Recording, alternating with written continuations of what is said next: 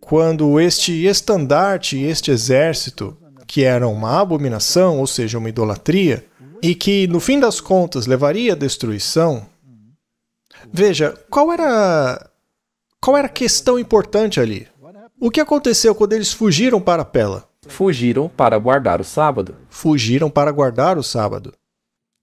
Quando os romanos sitiaram a cidade, eles montaram estandartes ou bandeiras nos quais eram retratados seus deuses pagãos. Estes estandartes foram plantados em uma área ao redor das muralhas da cidade, conhecidas como o Solo Sagrado. Lugar Santo, Martin.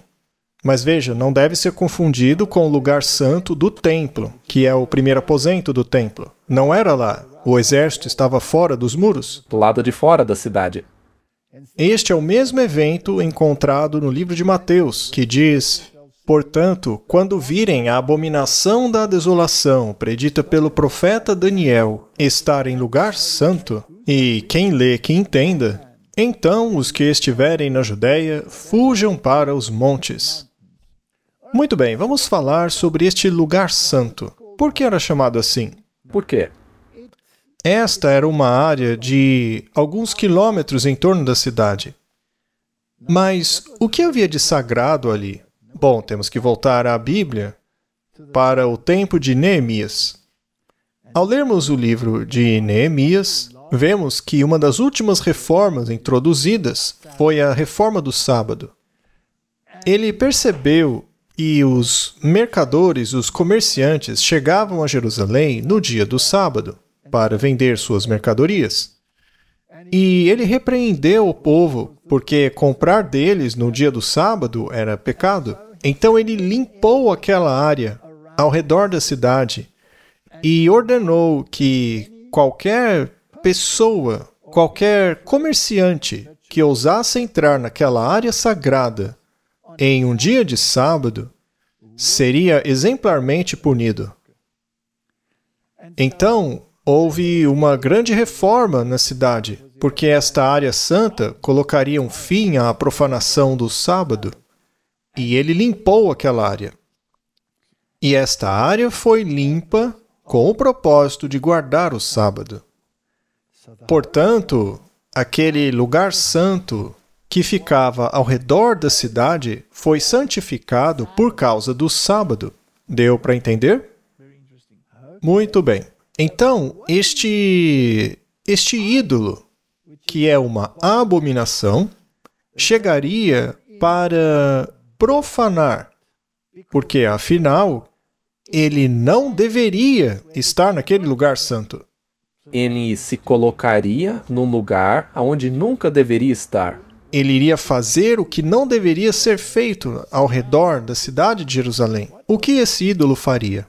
Ele violaria um preceito. Então, tem que ver com a questão do sábado, porque era dele que se tratava esse lugar santo. Vamos analisar um pouco mais fundo. Vejamos esta afirmação feita pelo Espírito de profecia.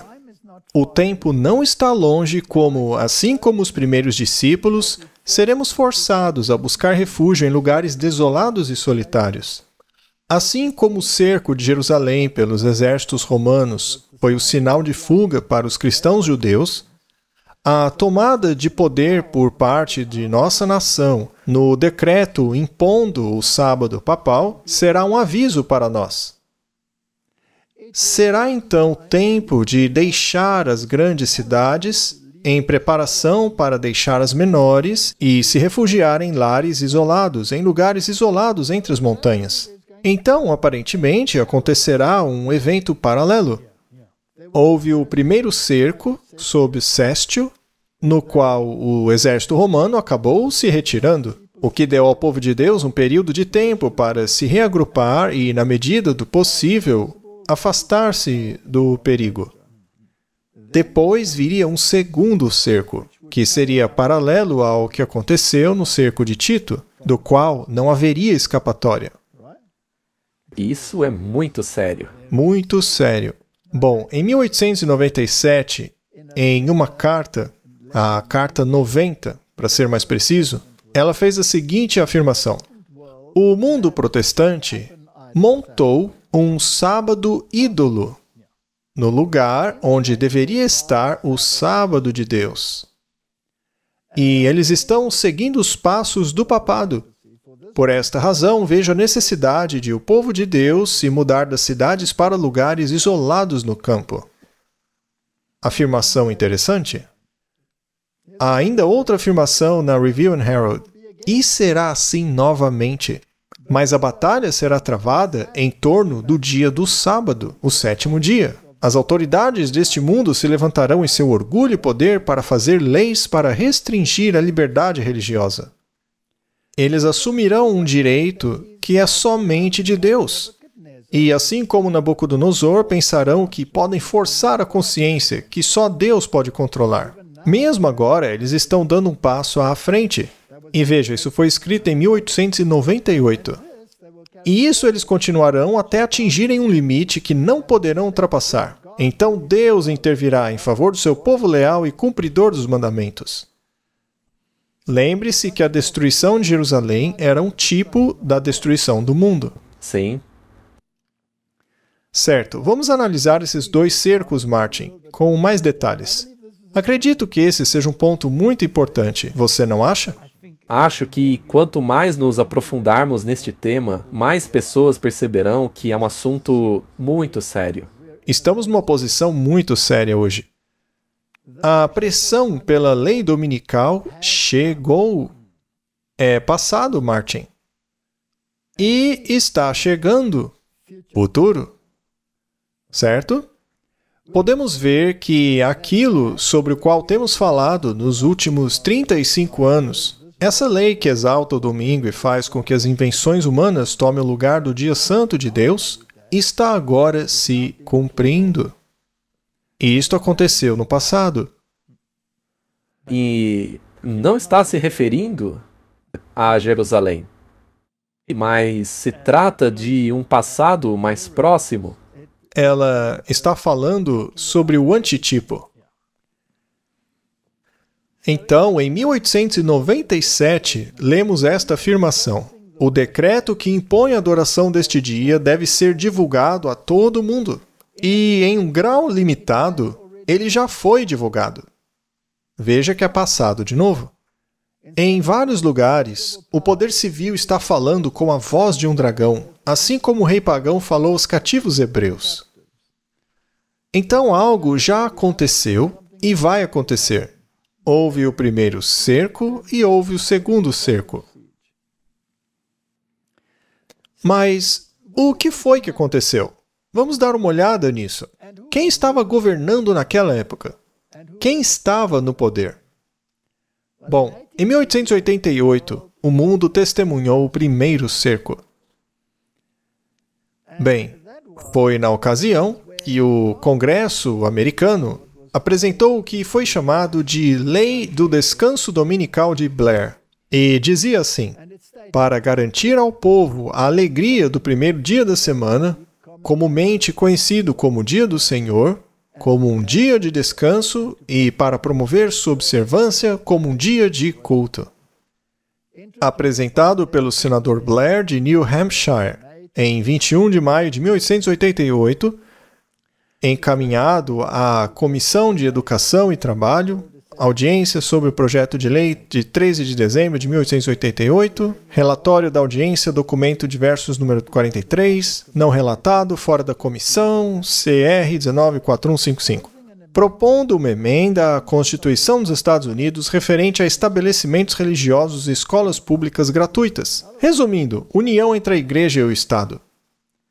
O Donald Trump não acabou de dizer: esqueçam essa separação. Sim, e ele disse que provavelmente isso acabaria nos tribunais, mas a Pam Gold cuidaria disso. É verdade. Continuando, ordenado a ser arquivado, posteriormente encaminhado à Comissão de Educação e Trabalho, audiência sobre medida de 15 e 22 de fevereiro de 1889, não reportada, etc. Enfim, em 1888 propuseram uma lei dominical e queriam implementá-la. Mas o interessante é que o estopim disso foi uma feira econômica que representava não apenas os Estados Unidos, mas todas as nações. Todas estavam lá participando daquele encontro. E a questão que levantou-se foi: será que essa feira deveria funcionar aos domingos também? Aí eles aproveitaram a oportunidade para dizer: não, não pode, o domingo é sagrado, isso deveria ser lei. Entendi. E aqueles que se opuseram a isso foram presos. Já havia processo, então.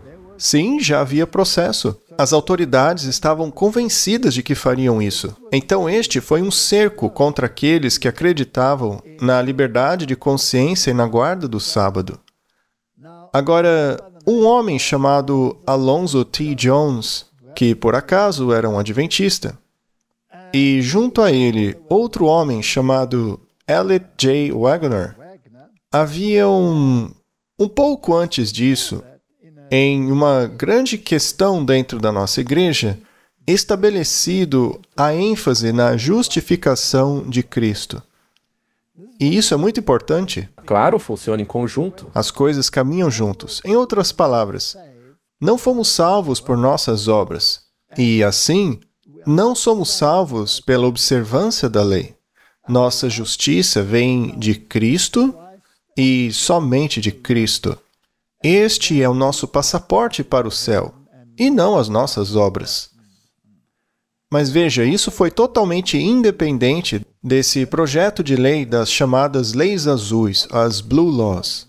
Quando esse projeto veio à tona, o T. Jones fez um discurso magnífico que tocou tão profundo que o projeto de lei das Blue Laws falhou miseravelmente em consequência. Então ele foi ao Congresso. Sim, ele fez um discurso perante o Congresso. E o projeto de lei Blair fracassou. Figurativamente, então, o exército basicamente recuou diante desta aparente derrota. Mas sabemos que, como era de se esperar, eles já estavam planejando um segundo cerco, sob Tito, aonde ocorreu a destruição final. Então, não há um terceiro ou quarto cerco, apenas um segundo. Mas o que aconteceu depois? Vamos detalhar um pouco mais o que aconteceu naquela época. Vamos lá. Naquela época, foi organizada uma organização chamada a Aliança do Dia do Senhor. Ok. E esta Aliança do Dia do Senhor era uma organização que tinha que trabalhar entre os povos e em vários níveis para garantir que o domingo fosse reconhecido como dia oficial de descanso e que essa derrota ou desistência não se repetisse. E chega a ser curioso como eles veem essa coisa do dia do Senhor como importante. E, claro, para eles é o domingo. Mas, como é de se esperar, a Igreja Católica definiu o dia do Senhor como domingo sem usar uma palavra da Bíblia para essa alegação. Simplesmente dizem que o dia do Senhor é o domingo. Mas, como eu disse, não há uma palavra na Bíblia que afirme isso. Pelo contrário, o único lugar na Bíblia que define o que é o dia do Senhor está lá em Isaías capítulo 58, onde diz que o sábado é o dia do Senhor e deve ser tornado honroso. Portanto, a Bíblia reconhece apenas o sábado como o dia do Senhor. Mas é claro que Roma mudou isso, como sempre. Bom, então eles criaram essa organização para defender o domingo como dia do Senhor. Sim, para trabalhar nos bastidores e nas esferas públicas para garantir que o domingo se torne o dia oficial de descanso. E por lei. Muito bem, Martin. Curiosamente, a Aliança do Dia do Senhor nos Estados Unidos foi criada em 1888. Interessante. Vamos ler. Naquele ano, representantes de 6 grandes denominações protestantes se reuniram em Washington, D.C., para organizar a União Americana do Sábado. Este nome foi posteriormente alterado para a Aliança do Dia do Senhor dos Estados Unidos. A LDA tem sido a única organização nacional cujo único propósito é manter e cultivar o primeiro dia da semana como um tempo para descanso, adoração, educação cristã e renovação espiritual. E isso foi tirado diretamente do site desta aliança. Então, não estamos inventando nada aqui. O ano de 1888 é muito importante. Coincidência interessante? Sim, sempre funciona assim. A história é muito precisa. Mas o diabo sempre tem uma falsificação. Sempre que algo importante acontece, ele vem com uma falsificação. Exato. Vamos voltar às afirmações. Em 1903, lemos no Espírito de Profecia: chegou o momento em que, conforme Deus abra o caminho, as famílias devem sair das cidades, as crianças devem ser acolhidas no interior, os pais devem obter um lugar tão adequado quanto seus recursos permitam. Bem, isso foi escrito depois do primeiro cerco, que foi em 1888, e visto que foi escrito em 1903, este é o período intermediário no qual você vê isto acontecendo, onde eles querem estabelecer o sábado idolátrico, e como reação a isso, deveríamos tentar nos distanciar das cidades. A Review and Herald, de 1906, traz esta declaração: devemos mostrar ao mundo que reconhecemos nos eventos que estão ocorrendo agora em conexão com o movimento da Reforma Nacional o cumprimento da profecia. Aquilo que nos últimos 30 ou 40 anos proclamamos que viria, agora está aqui. Como vimos, o mundo estava levantando essa questão. Sim, estava afincando sua bandeira. Curiosamente, não foi só nos Estados Unidos que isso estava acontecendo. Nos Estados Unidos foi mais difícil, porque lá tem uma separação legal entre a igreja e o Estado. Então, teve que ser mais debaixo dos panos. Mas na Europa não foi debaixo dos panos, foi à vista de todos. Então, temos uma aliança do dia do Senhor em muitas, mas muitas frentes. E esta aliança faz uso específico do poder dos sindicatos para alcançar seu objetivo. O capital e o trabalho devem ser a força motriz. E temos que nos perguntar: quem introduziu os sindicatos para impulsionar esta agenda? Não é? Sempre olhe para o que está impulsionando tudo. Certo, mas como fazer isso? Veja, nós não temos todas as respostas. Não podemos dizer às pessoas como exatamente elas devem deixar as cidades, a fim de se distanciarem da destruição. Então, como lidar com isso? Bem, veja o que ela diz aqui. Por anos, fomos instruídos a que nossos irmãos e irmãs, e especialmente as famílias com crianças, planejassem deixar as cidades a fim que o caminho se abrisse diante deles. Muitos terão que trabalhar arduamente para ajudar a abrir o caminho. Isso é importante, porque a gente já sabe, como sempre acontece, que muitas pessoas vão fazer perguntas para a gente sobre isso. Quando eu devo sair? Como vou sair? Já devíamos estar saindo. Isso é algo evidente. Se você não consegue fazer isso sozinho, então peça ajuda a outra pessoa. Agora, se for impossível sair, então comece a orar por isso. E deixe que Deus cuide da questão. Algumas pessoas não conseguirão sair das cidades, mas neste caso, Deus cuidará da questão. Mas de nossa parte, temos que fazer tudo o que pudermos.